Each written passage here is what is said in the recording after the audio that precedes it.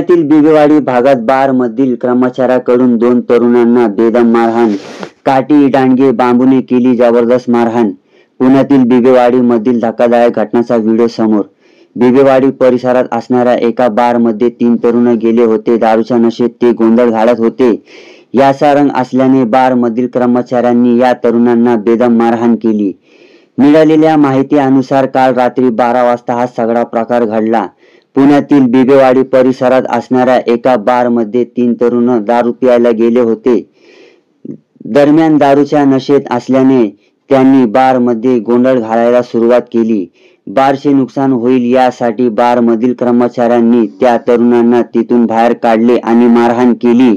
मारहाण करताना त्यांनी लाठी, काट्या, दांडगे तसेच धारदार शस्त्राचा वापर सुद्धा केला। या मारहाणीत 2 तरुण गंभीर जखमी झाले असून त्यांना रुग्णालयात दाखल केले आहे। बिबेवाडी पोलीस ठाण्यात गुन्हा दाखल असून काही जणांना पोलिसांनी ताब्यात घेतले आहे। आपण पाहतात महाराष्ट्राची बातमी, महाराष्ट्र मार्शल टाइम्स पुणे।